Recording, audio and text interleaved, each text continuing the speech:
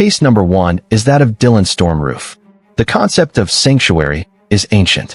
It implies a space where the evils of the world cannot touch you, a place where the heavy doors close and you are safe among your own. On June 17, 2015, the parishioners of the Emmanuel African Methodist Episcopal Church in Charleston, South Carolina, extended that sanctuary to a stranger.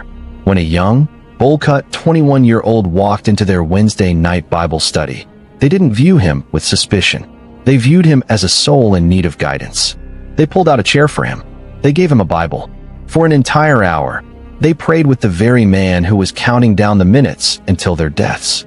This is the deepest betrayal in this case. Not just the violence, but the exploitation of kindness. Dylan Roof sat there, listening to their scripture, all while gripping a concealed .45 caliber Glock. When the closing prayer began, and eyes were closed in reverence, Roof stood up. He didn't just snap. He executed a cold, premeditated mission. He opened fire on the defenseless group, reloading his weapon 5 times. Think about that for a second. He had moments of silence where he could have stopped, looked at the carnage, and walked away. Instead, he reloaded. He killed 9 people that night. He spared one woman, Polly Shepard, but not out of mercy. He told her he was letting her live so she could tell the world why he did it. He wanted to ignite a race war. He believed that by turning a house of God into a slaughterhouse, he would inspire others to rise up in a wave of hatred. His escape was short-lived, and his capture was dripping with irony. For a man who fancied himself a master tactician of a new world order, he was brought down by a florist. A sharp-eyed woman in Shelby, North Carolina, spotted his black Hyundai and called the police. When they pulled him over, he didn't go out in a blaze of glory. He surrendered without a fight, a coward when faced with men who could actually shoot back. The judicial process stripped away any facade of insanity. Roof was competent. He was calm. He was proud.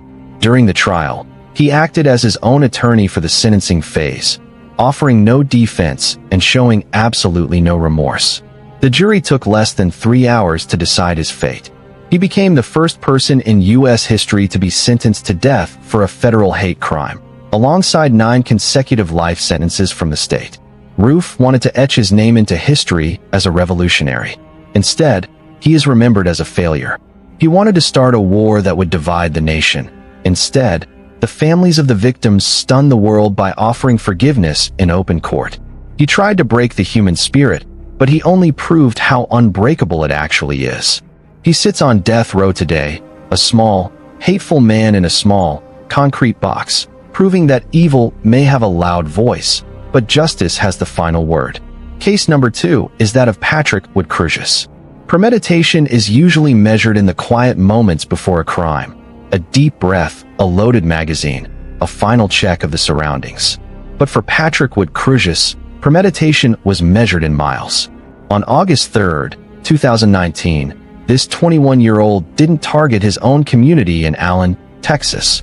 Instead, he loaded his vehicle with an AK-47 style rifle and drove over 600 miles to the border city of El Paso. That is a 10-hour drive. 10 hours to listen to the radio, to watch the Texas landscape change, and to realize the sheer insanity of his plan. But he didn't turn back. He wasn't just looking for a crowd. He was hunting for a culture. He chose a Walmart supercenter, a hub of activity on a busy Saturday morning where families were buying school supplies. Before he stepped out of his car, he uploaded a manifesto online titled The Inconvenient Truth, ranting about a Hispanic invasion and citing the Great Replacement theory. He wanted his violence to be a political statement. He walked toward the store wearing ear protection and safety glasses, looking like a man preparing for a job site, not a massacre. The attack was methodical and terrifying. Crusius opened fire in the parking lot first, then moved inside, stalking the aisles. He killed 23 people that day and wounded 22 others. The victims ranged from elderly grandparents to a 15-year-old soccer player. One couple, Jordan and Andre Anchando, died shielding their 2-month-old son, their bodies serving as the ultimate barrier between innocent life and hateful ideology. It became the deadliest attack on Latinos in modern American history. But the way it ended was almost bafflingly anticlimactic. After the carnage, after shattering the peace of a vibrant city, Crusius fled, but he didn't fight. He stopped at a nearby intersection, got out of his car with his hands raised, and told the police simply, "I'm the shooter." The man who claimed he was a soldier defending his country surrendered the moment he faced actual authority. The judicial hammer came down with crushing weight. Krujis was charged with 90 counts, including hate crimes resulting in death. Prosecutors described his actions as an attempt to terrify the Hispanic community into leaving the country. In federal court, he pleaded guilty to avoid the death penalty, accepting 90 consecutive life sentences. During the victim impact statements, families didn't just scream in anger, they dismantled him. One mother told him, "You wanted to be a white supremacist? You are a murderer. You are nothing." Krujis sits in a supermax prison today, stripped of the notoriety he craved. He drove across the state to stop an invasion and erase a people. 7 instead. He galvanized El Paso, uniting the community closer than ever before, while he remains isolated in a concrete cell. No parole, no future, and ultimately, no legacy. Case number 3 is that of Joseph Chuba. We often fear the stranger lurking in the dark, but we forget that the most dangerous people are often the ones who have a key to our front door. For Hanan Shaheen and her 6-year-old son, Wadi Al-Fayumi, Joseph Chuba wasn't just a landlord in Plainfield Township, Illinois. He was a grandfather figure. This was a man who had built Wadi a treehouse in the backyard. He brought the boy toys. He was a trusted fixture in their lives, the kind of neighbor who made a house feel like a home. But in October 2023, following the outbreak of the war between Israel and Hamas, something inside Chuba fractured. He became consumed by conservative talk radio, obsessively listening to rhetoric that painted all Muslims as an existential threat. The man who once built a treehouse allowed a war happening 6,000 miles away to convince him that the 6-year-old playing in his yard was an enemy combatant. On the morning of October 14th, Chuba knocked on their door. When Hanan opened it, expecting a conversation, Chuba attacked. He choked her and yelled, "You Muslims must die," before slashing her with a military-style knife. Hanan, fighting for her life, managed to call 911 and retreat to the bathroom. But Chuba didn't chase her. He turned his rage toward the easiest target in the room. He stabbed 6-year-old Wadi 26 times. Think about that. A man this child looked up to, a man he trusted, standing over him with a knife, driven by a hatred the boy couldn't possibly comprehend. The police didn't have to hunt Chuba down. They found him sitting on the ground near the driveway, covered in blood, with a blank expression. He didn't run because, in his warped reality, he likely believed he had done something necessary. He had defended his country against a first grader. The legal system, however, saw it for what it was, a brutal, senseless act of hate. In May 2025, Joseph Chuba was sentenced to 53 years in prison for first-degree murder, attempted murder, and hate crimes. At 75 years old, this is effectively a death sentence. The tragedy of Joseph Chuba isn't just the violence. It's the malleability of the human mind. He allowed fear-mongering and propaganda to rewrite his reality, turning a friend into a monster. He destroyed a family and ended his own life in freedom, all to fight a war that was never in his living room until he brought it there. Wadi Al-Fayumi died because a grown man couldn't tell the difference between the news on his radio and the innocent child standing right in front of him. Case number 4 is that of Gregory Allen Bush. We often comfort ourselves with the idea of wrong place, wrong time, as if tragedy is just a cosmic accident.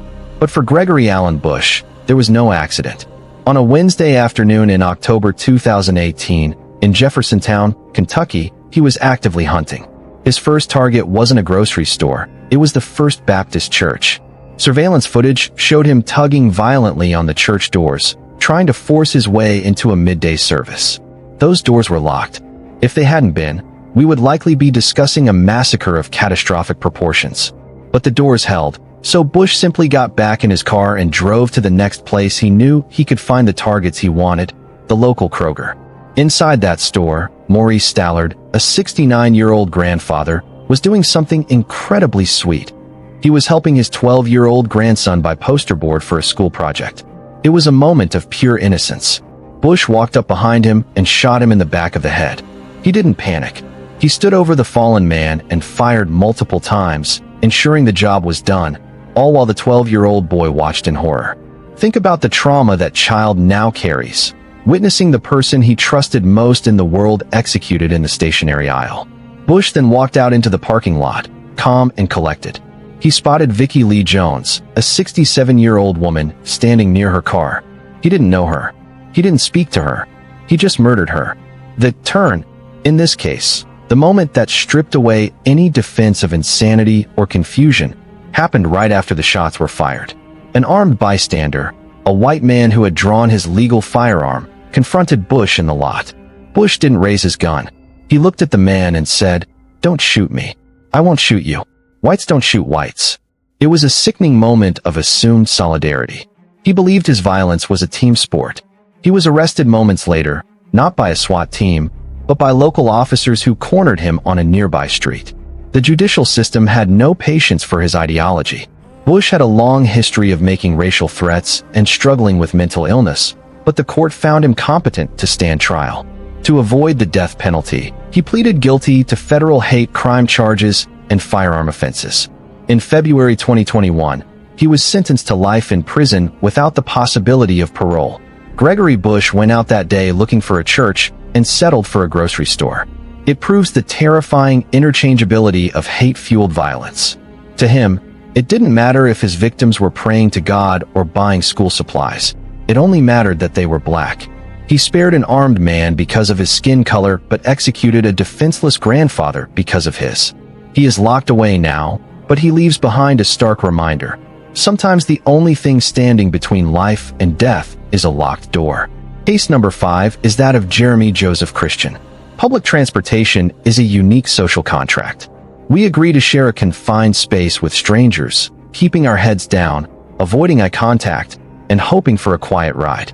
But on May 26, 2017, on a Max Light Rail train in Portland, Oregon, that contract was violently shredded. Jeremy Christian didn't just board that train to get from point A to point B. He boarded it to find a target. He zeroed in on 2 teenage girls, one of whom was wearing a hijab, and began a tirade of hate speech, screaming that they should go back to Saudi Arabia and kill themselves. In most stories like this, the bystander effect takes over. People look at their phones. People freeze. But this case is different because of 3 men who refuse to be passive. Ricky Best, a 53-year-old Army veteran and father of 4, Taliesin Namkaimesh, a 23-year-old recent college graduate, and Micah Fletcher, a 21-year-old poet. They didn't know the girls, and they didn't know each other.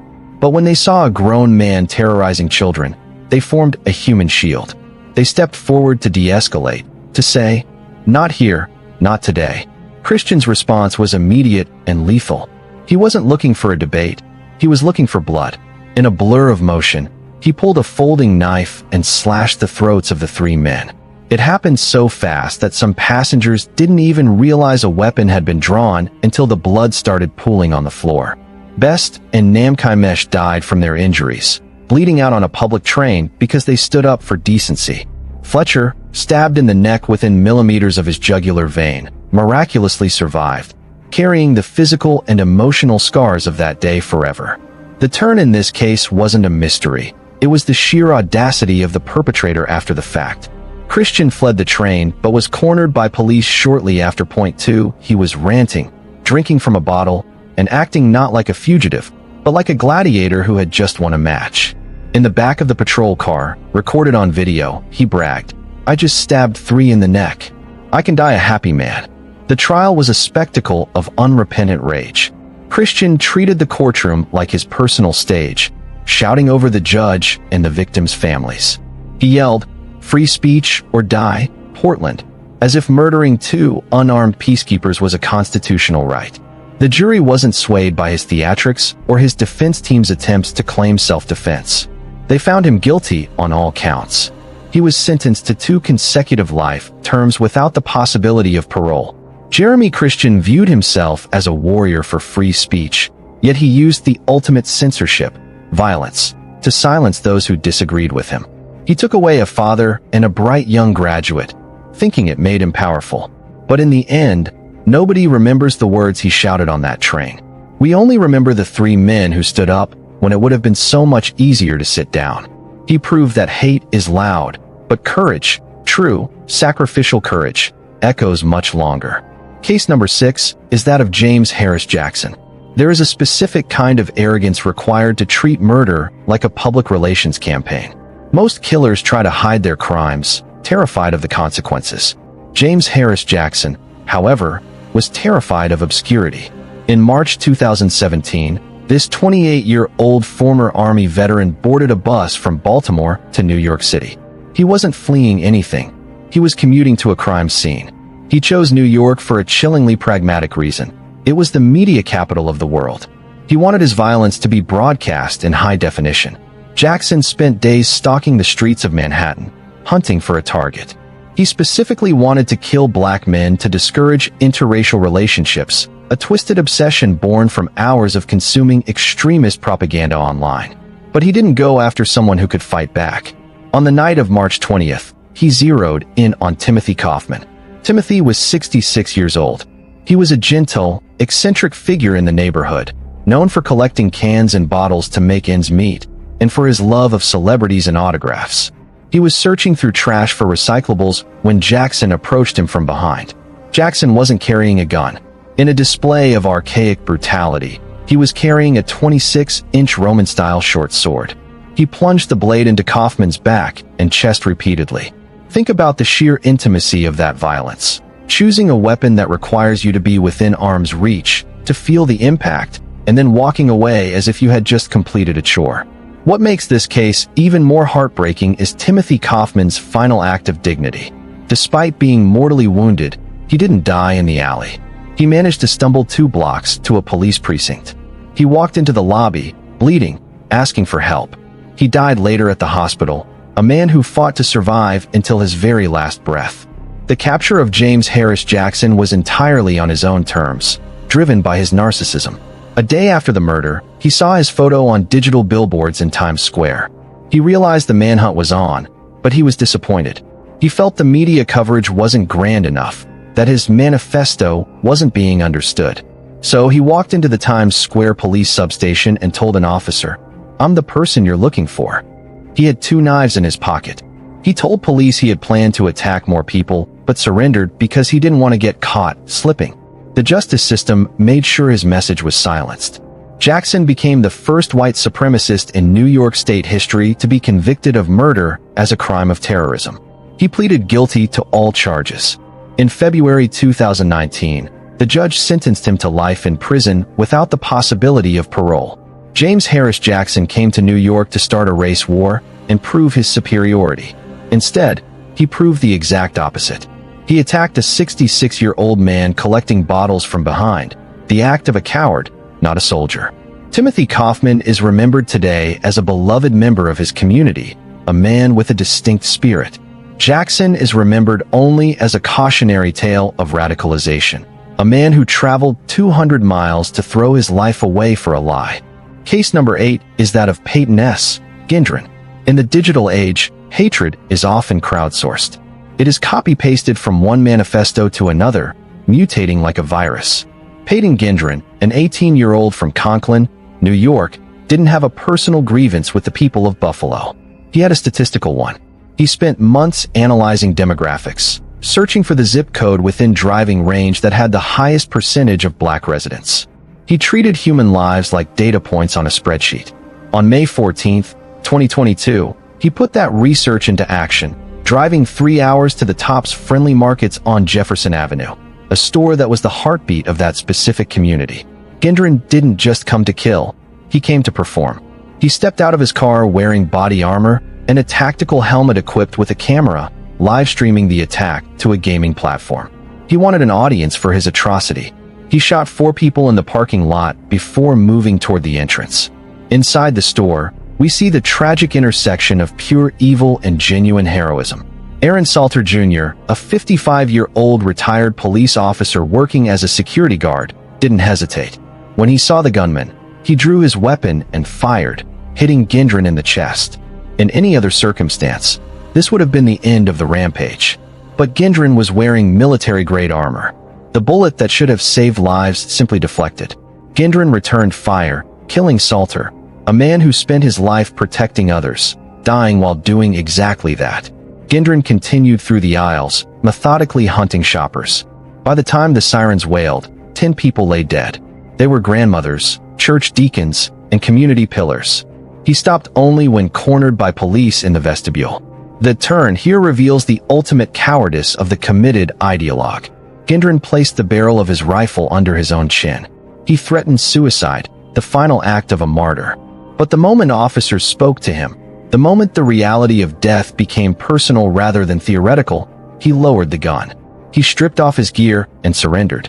He was willing to kill grandmothers, but he wasn't willing to scratch his own skin. The judicial reckoning was absolute. Gindren pleaded guilty to state charges including domestic terrorism motivated by hate, followed by federal hate crime charges. In February 2023, he was sentenced to life in prison without the possibility of parole. During the sentencing, the courtroom was raw with emotion. A man lunged at him, desperate to inflict the pain Gindren had caused, while Gindren sat there, crying, finally showing emotion only when his own fate was sealed. Payton Gindren destroyed 10 lives because he believed in the Great Replacement theory, a paranoid delusion he found on the internet. He thought he was saving his race. Instead, he forfeited his own existence.